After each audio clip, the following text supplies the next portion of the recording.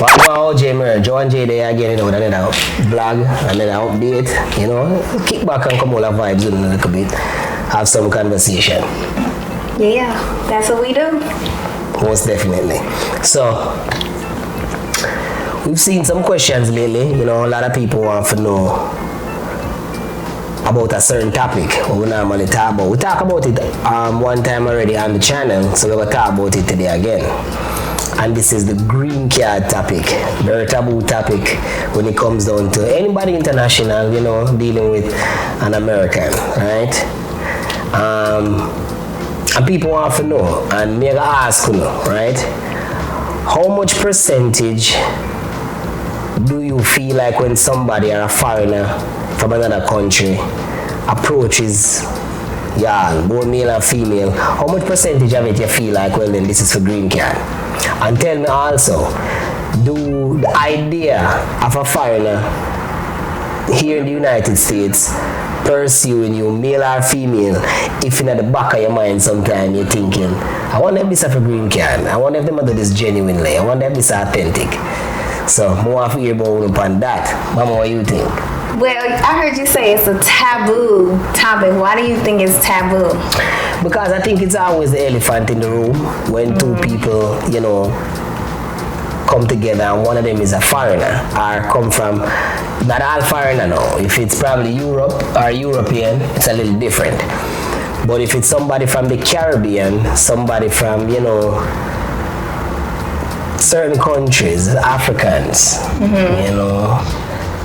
the Caribbean people, Jamaican, Trinidad, and whoever it is. I think once one of those people meet an American and approach them and then hear the accent and decide to pursue something or decide to pursue a relationship or interest, I feel like it always in the back of that person's mind, like, boy, I wonder if a green card that person yeah look. Especially if the person come off real charming, the conversation them seems good. A woman or a man start fall for that person, I think it's always a thing in the back of their mind, like, no man, this don't feel right, man, this feel like it's a green card issue. And then the question normally asked, even if it's the beginning of the relationship or down more once in the start of conversation, I think the question they always get asked, you have green card, I have this, I have citizen, or whatnot. It's always a thing. And I think that people beat around the bush with it a lot. But make me know what percentage, you feel like that matters, or you feel like people consider when they meet a foreigner, especially when it comes down to a Jamaican or Trinidad, anybody from the Caribbean or African or a certain country. Because I feel like when it comes down to, pursuing someone or someone pursuing an American, I think that it always looked on as an opportunity to get straight or get that green card. Well, I think it's twofold on both sides. Okay. On one of the sides, you have the person who is willing to get married because they want that check and they're doing it for the check. Right? And on that same side, you have a person who is in it for love. They've fallen in love. Okay. They're not in it for the check. And then on the other side of the token, you have people who are genuinely in it for the citizenship. And on that same token, again, you have people who are genuinely in it for love, but they just so happen to need the citizenship or would benefit from the citizenship. So I think that's where things get convoluted, would you say? Well, you mentioned a very important part of it because I wasn't there yet to mention marriage. Now, that part right there, the part will probably tell you majority of the time what's going on, if it's really for the green card purpose or it's really for love. Because you see, I mentioned it just now on the surface, and then JD, did I jump the gun? Not really. But when you mention marriage, you get serious because now it depends who propose. Can I say? Does it depend? If it's a Jamaican or a Caribbean woman or African woman and the American man propose to her, does it feel a little bit more authentic? I think a lot of people might agree so. I think a lot of the ladies would agree so. You see where the problem falling? No, look at this. Is it a problem? are you going to say it's a double standard? What makes it a problem per se? I think it's a double standard. Reason being is because if the woman is Caribbean, African, or any other culture, and the American man decides to propose to her, you hear nothing, you see nothing, regardless if she's straight or not. Say, for example, hypothetically speaking, this woman is illegal, or she's, let me not even say illegal. She might be on a visa, whatnot, not ready to go home, whatnot, or just spending time here, student visa, whatnot. And an American man decide to propose. Because not everybody, I think, that is seeking a green card or citizenship is illegal. Some people are on visas that is not expired yet. But because they see a path to green card or citizenship, they burn their visa up, they overstay. So sometimes the line is, that gone too far along and is illegal now, and sometimes the line can be, that person have a visa. So if a woman has a visa as a Caribbean person or outsider, and an American man proposed to her, there's no problem. Because nobody's going to tell her, when she say, I'm going to go home, or, my visa is about to expire, he can always say, I'll marry you. And I'll, you'll be able to stay, and you'll be able to be here, right? Flip that around now. Flip that around now. Right. Jamaican man, Caribbean man, I always say Jamaican because me a Jamaican, but Jamaican man, Caribbean man, anybody external as a male figure. Look at a woman, a man having visa, whatnot. Love him lady, fall in love and decide, say, I the woman, I'm a dream this. And say to her, say, will you marry me? The first thing in our brain before, well, not all women, so I don't want to be stereotypical. I don't want to, just make a blanket statement like that. But in the back of that woman's mind, before she think, okay, this man really love me, she's thinking, is this green card? Is this about the green card, or is this about a man genuinely want to propose to me? No, ladies, I'm gonna be honest with you. I'm not gonna play like I'm stupid or nothing like that, because things do happen. And I don't know the percentage. I can't say 50% of the time it's love, 50% of the time it's green card, or 70, 80. And I think that's the issue. 70, 30, 80, 20. I think the issue is nobody really can put a number on, the bona fide situation versus the orchestrated situation. Okay.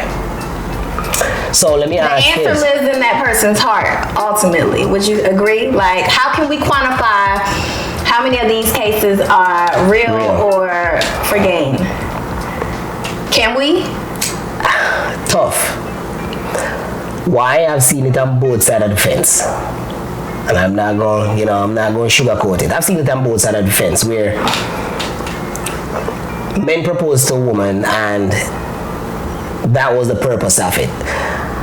A matter of fact, I've seen three sides of it. Then he left her ass in the dust as soon as he got. And I think, ladies, it happens. Tell me if I'm wrong. Is that your biggest fear, that the man who's courting you, or the man who you're in a long distance relationship with, or the man that you recently met and you fell for, is your biggest fear that you will marry this man and then he will run off into the sunset with the next woman, or he'll go back home and send for his woman? Y'all don't curse me out. I'm just asking the questions. It happens. I'm not gonna sit down and sugarcoat it and say, boy, that never happened yet in history. It do happen, right? But there's another side to that also. Jamaican man lie, and if they pick up a woman and she helps them like that or do certain things for them, most of them. Most Jamaican man when me know, liar. So even if him have a different mindset before him do that, because I'm gonna be honest, a lot of the times things like those plague a man. If a man decide to stay with you and then him overstay and you in league with him tell us him have a visa. Him tell us, boy, I know some only can stay for 6 months for my 10-year visa, or whatever visa is got. And you say to him, say, it's fine, you with me, whatnot. And him burn that visa there up. You gave him permission to burn that visa there up. So now you have to make sure you say, alright, right or wrong. I do think that with it comes a form of accountability. Right. You can't can't rely on somebody to be 100% transparent with you. Facts. But to your argument, if he gives you that enough information to say, hey, this is going to burn out after X amount of time, and you proceed forward, then you are compliant.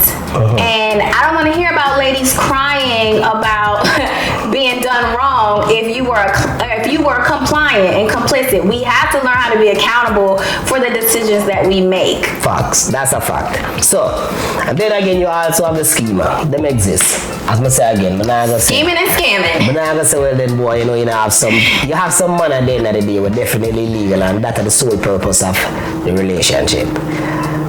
I'm not going to say that don't exist, it does. But the question is love worth it? Is love worth taking a chance? I got an even better question. What are the three, and I think you just answered one, how much time do you have left on your visa, or are you here completely illegally, whatever the case may be. But what would you say are the top three questions that a lady needs to ask a guy in order to cover herself as best as she can? And before you answer that, I want to say, guys, life is not without risk. So if you live in your life trying not to get hurt, trying not to take no risks, trying not to make no mistakes, baby, you're not living, okay? I'm not here to tell you how to live, but you got to understand any decision that you make is going to come with a certain amount of risk. Now, with that being said, what are the three top questions my ladies need to ask to put themselves in the best possible outcome? Let me clear this too. It doesn't always happen to ladies only. It happens to men as well. It does. A lot of American men buy that bullet too, because, you know, the Caribbean girl have a Jamaican baby father where she need to send for come America, but she have to marry to the American man to get this thing, and as soon as, you know, she get what she need to get, then she gone left the American man and send for her baby father or whoever she please. So it's not only about a female thing. But you said, what are the questions that should be asked? Yeah. How long have you been in America? And what does that question do? That question will tell you that this person lives here or visiting. Okay. So if that question goes, oh, I live in America for over 3 years, then the assumption would be you live here. Okay. The light way about it to ask this is because if a person is from another country, you can always ask, so you're a citizen? A foreigner living in a country like America at the end of the day, when you ask that, you need to know, is he a permanent resident? When you ask if he's a citizen, you know, you have to get the answer.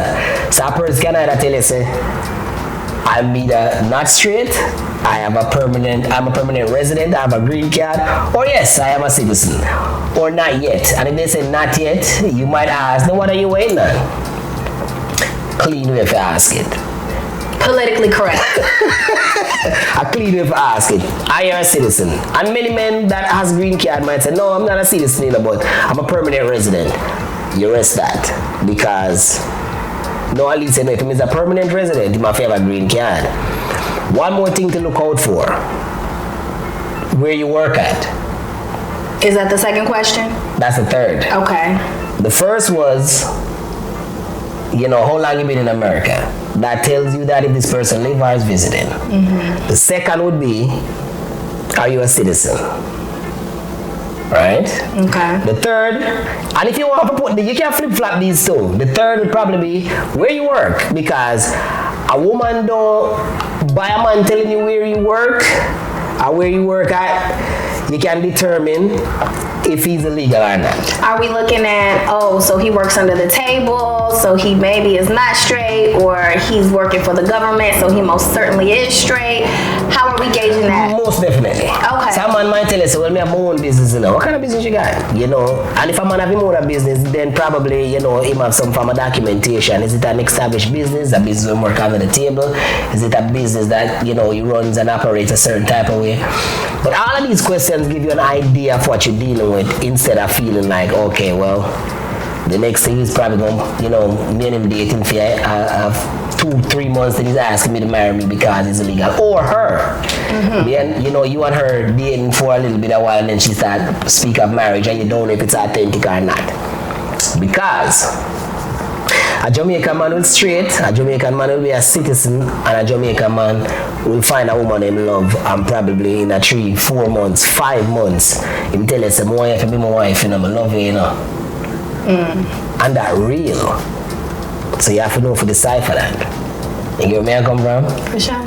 Yeah, a yard man will be straight, be a citizen, find a woman and feel like say, alright, you know, so she this.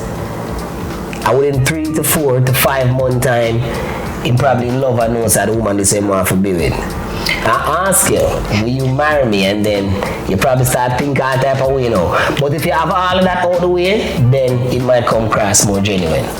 Okay, I'm gonna ask something semi-controversial. Okay. Because I think there's somebody out there who would want to know this.